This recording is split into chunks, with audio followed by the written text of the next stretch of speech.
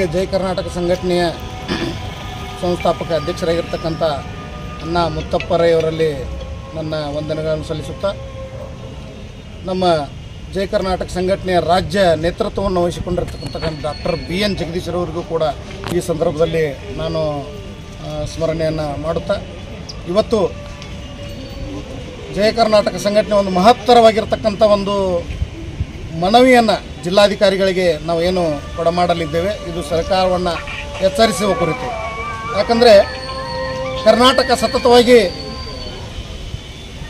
ಕರ್ನಾಟಕದ ಜನ ಸತತವಾಗಿ ನಮ್ಮ ನೆಲ ಜಲ ಮೂಲಭೂತ ಸೌಕರ್ಯಗಳನ್ನು ಬೇರೆಯವರಿಗೆ ಕೊಟ್ಟು, ನಮ್ಮ ಮನೆಯನ್ನು ಬೇರೆಯವರಿಗೆ ಕೊಟ್ಟು, ಇವತ್ತು ನಾವು ಅವರಲ್ಲೇ ಕೆಲಸ ಕೇಳ್ಕೊಂಡು ಹೋದರೂ ಸಹಿತ ಕೆಲಸ ಸಿಗಲಾರ್ದಂಥ ವ್ಯವಸ್ಥೆ ಇವತ್ತಿನ ಕಾನೂನು ವ್ಯವಸ್ಥೆಯಾಗಿದೆ. ಹೊರಗಿನ ರಾಜ್ಯದಿಂದ ಬಂದು ಇಲ್ಲಿ ದೊಡ್ಡ ದೊಡ್ಡ ಫ್ಯಾಕ್ಟ್ರಿಗಳನ್ನು ಮಾಡಿ ಹಾಗೂ ದೊಡ್ಡ ದೊಡ್ಡ ಅಂಗಡಿ ಮುಗ್ಗಟ್ಟುಗಳನ್ನು ಮಾಡಿ ಇವತ್ತು ಕೆಲಸಕ್ಕೆ ನಮ್ಮಂಥವ್ರನ್ನ, ನಮ್ಮ ಕನ್ನಡಿಗರನ್ನು ತೆಗೆದುಕೊಳ್ಳದೆ ಇವತ್ತು ಬೇರೆ ರಾಜ್ಯಗಳಿಂದ ಕರೆದುಕೊಂಡು ಬಂದು ಇವತ್ತು ಕೆಲಸ ಕೊಟ್ಟು ನಮ್ಮ ಜನರಿಗೆ ಅನ್ನ ನೀರು ಇಲ್ಲದಂತೆ ಮಾಡಿ, ಮೂಲಭೂತ ಸೌಕರ್ಯಗಳನ್ನು ಇಲ್ಲದಂತೆ ಮಾಡಿರ್ತಕ್ಕಂಥ ಒಂದು ದುರದೃಷ್ಟಕರ ಸಂಗತಿ ಇವತ್ತು ನಿಮಗೆಲ್ಲರಿಗೂ ಅನ್ನಿಸ್ತಾ ಇದೆ. ನಮ್ಮ ರಾಜ್ಯವನ್ನು ಆಳುವವರು ಅಂದರೆ ನಮ್ಮನ್ನು ಆಳುವವರು ವಿಧಾನಸಭೆಯಲ್ಲೇ ಕುಳಿತುಕೊಂಡು ಇವತ್ತು ಸರ್ಕಾರ ನಡೆಸಿರ್ತಕ್ಕಂಥ ದೊಡ್ಡ ದೊಡ್ಡ ವ್ಯಕ್ತಿಗಳು ಇವತ್ತು ಏನು ಮಾಡಿದಾರಪ್ಪ ಅಂತ ಕೇಳಿದರೆ, ಕನ್ನಡಿಗನೇ ಸಾರ್ವಭೌಮ ಅಂತಕ್ಕಂಥ ವಿಷಯವನ್ನು ಎತ್ತುಕೊಂಡು ಇವತ್ತು ಪ್ರತಿಯೊಂದು ಜಿಲ್ಲೆಯಲ್ಲಿ, ಪ್ರತಿಯೊಂದು ರಾಜ್ಯದಲ್ಲಿ ಕನ್ನಡಿಗ ಅಂದರೆ ನಮ್ಮ ರಾಜ್ಯದಲ್ಲಿ ಕರ್ನಾಟಕದಲ್ಲಿ ಕನ್ನಡಿಗನಿಗೆ 70% ಉದ್ಯೋಗ ಸಿಗಬೇಕು ಅಂತಕ್ಕಂಥ ಉದ್ಯೋಗ ಮೀಸಲಾತಿಯನ್ನು ವಿಷಯವನ್ನು ಕೈಗೆತ್ತಿಕೊಂಡು ಸುದೀರ್ಘವಾದಂಥ ಚರ್ಚೆನೂ ಮಾಡಿದರು. ಚರ್ಚೆ ಮಾಡಿ ಠರಾವ್ ಪಾಸ್ನೂ ಕೂಡ ಮಾಡಿದರು. ತಕ್ಷಣ ಮರುದಿನ ಅದನ್ನು ತಡೆ ಹಿಡಿಯುವಂಥ ಕೆಲಸ ಇವತ್ತು ಸರ್ಕಾರ ಕನ್ನಡಿಗರ ಉದ್ಯೋಗ ವಿರೋಧಿ ನೀತಿಯನ್ನು ಬಳಸಿದೆ. ಅದಕ್ಕಾಗಿ ನಾವು ಅದನ್ನು ಖಂಡಿಸ್ತಾ ಇದ್ದೀವಿ. ಜೈ ಕರ್ನಾಟಕ ಸಂಘಟನೆಯಿಂದ ಈ ವಿಷಯವನ್ನು ನಾವು ಖಂಡಿಸ್ತಾ ಇದ್ದೀವಿ. ಇವತ್ತೇನು ಸರ್ಕಾರ ಆ ವಿಷಯವನ್ನು ಕೈಗೆತ್ತಿಕೊಂಡು ಒಂದು ಠರಾವನ್ನು ಪಾಸ್ ಮಾಡಿತ್ತು, ಅದನ್ನು ಅಂಗೀಕಾರ ಮಾಡಬೇಕು, ಅದನ್ನು ಕಾನೂನಲ್ಲಿ ಬಳಸ್ಕೋಬೇಕು. ಇವತ್ತು ಡಾಕ್ಟರ್ ಬಾಬಾ ಸಾಹೇಬ್ ಅಂಬೇಡ್ಕರ್ ಅವರು ಹಾಕಿಕೊಟ್ಟಿರ್ತಕ್ಕಂಥ ಪ್ರಜಾಪ್ರಭುತ್ವದ ತಳಹದಿಯಲ್ಲಿ ಇವತ್ತೇನು ಸಂವಿಧಾನ ರಚನೆಯಾಗಿದೆ, ಆ ರಚನೆಯಲ್ಲಿ ನಮ್ಮ ನೆಲ ಜಲದ ಹಕ್ಕುಗಳನ್ನು ನಾವು ಪಡೆಯುವುದಕ್ಕೆ ನಮ್ಮ ಕನ್ನಡ ಪರ ಸಂಘಟನೆಗಳು ಇವತ್ತು ಜೈ ಕರ್ನಾಟಕ ಸಂಘಟನೆ ಹೋರಾಟ ಮಾಡ್ತಾ ಇದೆ. ಇನ್ನು ಬರುವ ದಿವಸಗಳಲ್ಲಿ ಎಲ್ಲ ಕನ್ನಡ ಪರ ಸಂಘಟನೆಗಳ ಒಕ್ಕೂಟದ ಮುಖಾಂತರ ನಾವು ಕರ್ನಾಟಕದ ಜನರಿಗೆ ಸರ್ಕಾರದ ನೀತಿ ನಿಯಮಾವಳಿಗಳ ಒಂದು ದೃಷ್ಟಿಯನ್ನು ಇಟ್ಕೊಂಡು, ಉದ್ಯೋಗದ ದೃಷ್ಟಿಯನ್ನು ಇಟ್ಟುಕೊಂಡು ನಿರುದ್ಯೋಗಿಯಾಗಿ ಯಾರೂ ಆಗಬಾರ್ದು. ಇಲ್ಲಿ ಒಂದು GDPಯನ್ನು ಹೆಚ್ಚು ಮಾಡುವಲ್ಲಿ ಇವತ್ತು ಸರ್ಕಾರ ಮುತುವರ್ಜಿ ವಹಿಸಿ ಎಲ್ಲರಿಗೂ ಉದ್ಯೋಗ ಕೊಡಿಸುವಲ್ಲಿ ಸರ್ಕಾರ ಯಶಸ್ವಿ ಆಗಬೇಕು.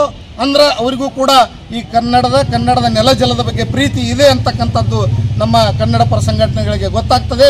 ಆ ಕಾರಣಕ್ಕಾಗಿ ಇವತ್ತು ಎಲ್ಲರಿಗೂ ಉದ್ಯೋಗ ಸಿಗಲಿ, ಇವರೇನು ಮೀಸಲಾತಿಯನ್ನು ರದ್ದುಗೊಳಿಸಿದ್ದಾರೆ, ಈ ವಿರೋಧಿ ನೀತಿಯನ್ನು ನಾವು ಜೈ ಕರ್ನಾಟಕ ಸಂಘಟನೆಯಿಂದ ಖಂಡಿಸಿ ನಾವೆಲ್ಲರೂ ಒಂದು ಮನವಿಯನ್ನು ಇವತ್ತು ಜಿಲ್ಲಾಧಿಕಾರಿಗಳಿಗೆ ಕೊಟ್ಟಿದ್ದೇವೆ.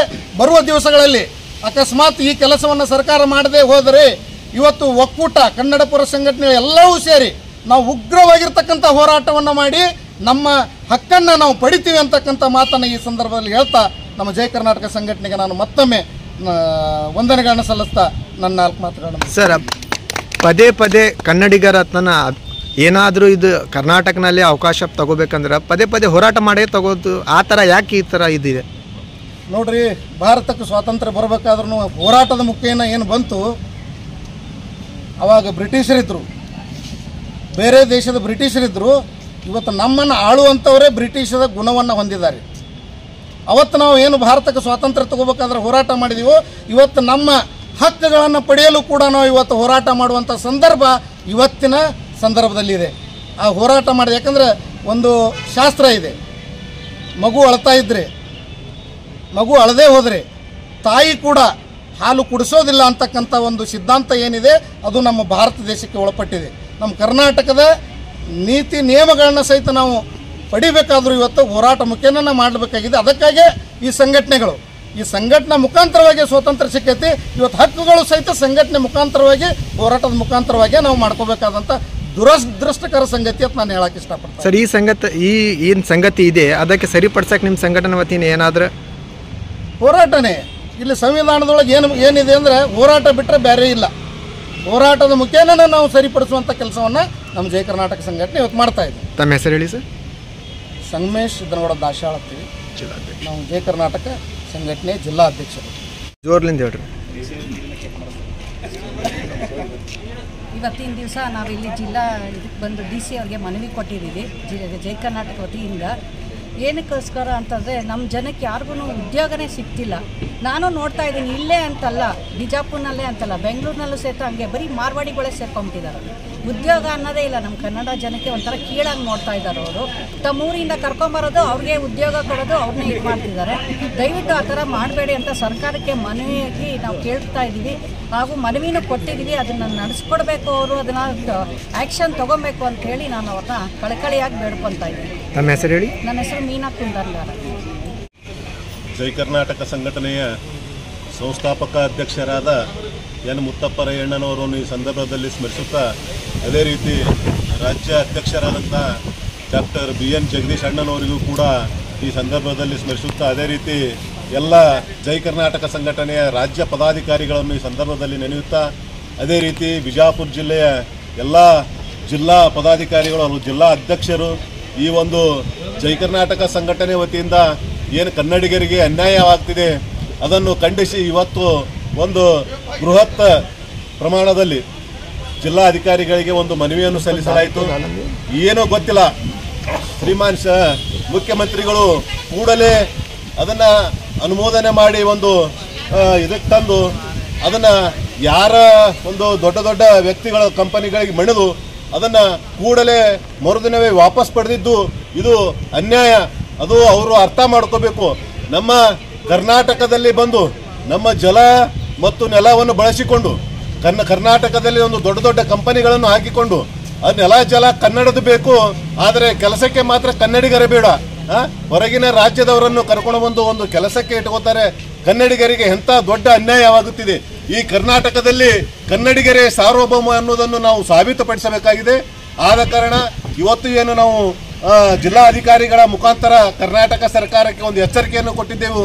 ಅದನ್ನು ಮುಂದಿನ ದಿನಮಾನಗಳಲ್ಲಿ ಕೂಡಲೇ ಅವರು ಕೈಗೆತ್ತಿಕೊಳ್ಳಲಿಲ್ಲ ಅಂದರೆ ಮುಂದಿನ ದಿನಮಾನಗಳಲ್ಲಿ ನಮ್ಮ ಜೈ ಕರ್ನಾಟಕ ಸಂಘಟನೆ ವತಿಯಿಂದ ಎಲ್ಲ ಜಿಲ್ಲೆಯಿಂದ ರಾಜಧಾನಿಗೆ ಮುತ್ತಿಗೆ ಹಾಕುವಂಥ, ವಿಧಾನಸೌಧಕ್ಕೆ ಒಂದು ಮುತ್ತಿಗೆ ಹಾಕುವಂಥ ಕೆಲಸವನ್ನು ನಮ್ಮ ಜೈ ಕರ್ನಾಟಕ ಸಂಘಟನೆ ಮುಂದಿನ ದಿನಮಾನಗಳಲ್ಲಿ ಮಾಡುತ್ತೆ ಅಂತ ಹೇಳ್ತಾ ನನ್ನ ಮಾತು ಮುಗಿಸ್ತೀನಿ. ಜೈ ಹಿಂದ್, ಜೈ ಕರ್ನಾಟಕ. ಮಾತೆ ಸರ್, ಕನ್ನಡಿಗರ ವಿಷಯ ಬಂದಾಗ ಹೋರಾಟಕ್ಕಾಗಲಿ ಅಥವಾ ನ್ಯಾಯ ತಗೊಳ್ಳೋಕ್ಕಾಗಿ ಕನ್ನಡ ಪರ ಸಂಘಟನೆಗಳು ಬರ್ತವೆ. ಆದರೆ ಈ ಕರ್ನಾಟಕನಲ್ಲಿ ಇದ್ದು ಪಕ್ಷ ಆಡಳಿತಕ್ಕೆ ಬರ್ತಾರೆ, ಅವ್ರು ಕನ್ನಡ ಬಗ್ಗೆ ಯಾಕೆ, ಕರ್ನಾಟಕ ಬಗ್ಗೆ ಯಾಕೆ ಅಭಿಮಾನ ಇಲ್ಲ, ಅವ್ರು ಯಾಕೆ ಅದ್ರ ಬಗ್ಗೆ ಯೋಚನೆ ಮಾಡೋಂಗಿಲ್ಲ? ನೋಡ್ರಿ, ಕರ್ನಾಟಕದಲ್ಲೇ ಇದ್ದ ಏನೀಗ ಜನಪ್ರತಿನಿಧಿಗಳು ಅದಾರ, ಅವರು ಏನು ತಮ್ಮ ಒಂದು ಓಟಿನ ಆಶೆಗೋಸ್ಕರ ಎಲ್ಲ ಹೊರ ರಾಜ್ಯದಿಂದ ಬಂದವರು ಇಲ್ಲಿ ಜಾಸ್ತಿ ಜನ ಒಂದು ವೋಟಿಂಗ್ ಪವರನ್ನು ಪಡೆದುಕೊಂಡಿದ್ದಾರೆ. ಅಂಥವ್ರನ್ನ ಕೂಡಲೇ ಸರ್ಕಾರ ಅವ್ರನ್ನ ಅದು ವೋಟಿಂಗ್ ಪವರನ್ನು ಕಟ್ ಮಾಡಬೇಕು. ಆವಾಗ ನಮ್ಮ ಕರ್ನಾಟಕದಲ್ಲಿ ಕನ್ನಡಿಗರಿಗೆ ಒಂದು ಶಕ್ತಿ ಬರ್ತೈತಿ. ಅದು ಕನ್ನಡಿಗರೇ ಸಾರ್ವಭೌಮ ಆಗಕ್ಕೆ ಸಾಧ್ಯ. ಅಲ್ಲಿವರೆಗೂ ಇದು ಯಾವತ್ತೂ ಕೂಡ ಸಾಧ್ಯ ಆಗಲ್ಲ.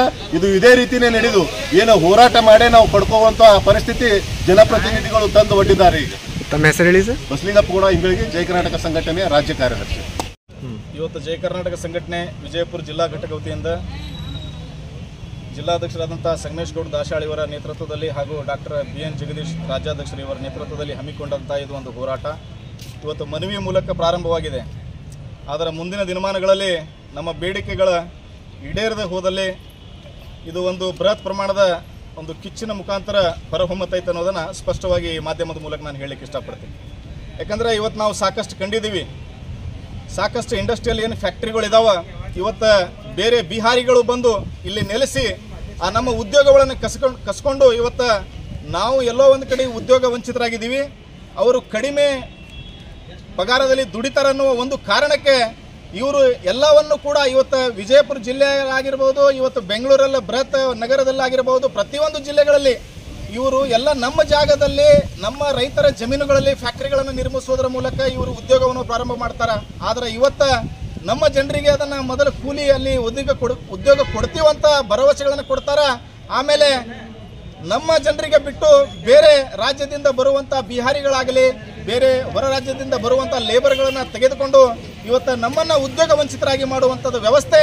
ಇದನ್ನು ನಾವು ಜೈ ಕರ್ನಾಟಕ ಸಂಘಟನೆಯಿಂದ ಕಟ್ಟಕಡೆಯವಾಗಿ ಖಂಡಿಸ್ತೀವಿ.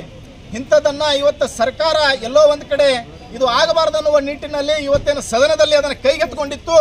ಇವತ್ತೇನೋ ಒಂದು ಪಿತೂರಿದಿಂದ ಯಾರೋ ಇಂಡಸ್ಟ್ರಿಯಲ್ಗಳ ಮಾತನ್ನು ಕೇಳ್ತಾ ಇದ್ದೇವೆ ಸರ್ಕಾರ, ಅಥವಾ ಯಾವ ಉದ್ಯಮಿಗಳ ಮಾತನ್ನು ಕೇಳ್ತಾ ಇದ್ದೋ ಗೊತ್ತಾಗ್ತಾ ಇಲ್ಲ. ಆದರೆ ಇವತ್ತೇನಿದು ಅದು 70% ಕನ್ನಡಿಗರೇ ಆದ್ಯತೆ ನೀಡಬೇಕನ್ನುವ ಮಸೂದೆಯನ್ನು ಇವತ್ತು ಮಂಡನೆ ಮಾಡಿದ್ರು. ಅದನ್ನು ತಡೆ ಹಿಡಿದು ಮತ್ತನ್ನು ಇವತ್ತು ರದ್ದುಗೊಳಿಸುವಂಥದ್ದು ವ್ಯವಸ್ಥೆ ಒಳಗೆ ಇವತ್ತು ಸರ್ಕಾರ ಏನು ಕೈಗೆತ್ತಿಕೊಂಡಿದೆ. ಇದನ್ನು ಕೂಡಲೇ ಕೈ ಬಿಡಬೇಕು. ಇದನ್ನು ಜೈ ಕರ್ನಾಟಕ ಸಂಘಟನೆ ಖಂಡಿಸ್ತೈತಿ. ಮುಂದಿನ ದಿನಮಾನಗಳಲ್ಲಿ ಇದನ್ನು ತಾವು ಮಾಡಿದ್ದೇ ಆದಲ್ಲಿ ಇಡೀ ಅಖಿಲ ಕರ್ನಾಟಕದಂತ ಎಲ್ಲ ಕನ್ನಡ ಪರ ಸಂಘಟನೆಗಳು ಹೋರಾಟ ಕೊಟ್ಟು ಸರ್ಕಾರಕ್ಕೆ ಸವಾಲಾಗಿ ನಿಲ್ಲುವಂಥದ್ದು ಪ್ರಶ್ನೆಯನ್ನು ಉದ್ಭವ ಆಗುತ್ತೆ ಅನ್ನೋ ಒಂದು ಕಟ್ಟೆಚ್ಚರವನ್ನು ಇವತ್ತು ನಾವು ವಿಜಯಪುರ ಜಿಲ್ಲಾ ಘಟಕ ಜೈ ಕರ್ನಾಟಕ ಸಂಘಟನೆ ವತಿಯಿಂದ ಕೊಡಲಿಕ್ಕೆ ಇಷ್ಟಪಡ್ತೀವಿ. ತಮ್ಮ ಹೆಸರು ಹೇಳಿ. ಮಹೇಶ್ ನಾಯಕ್ ಅಂತ.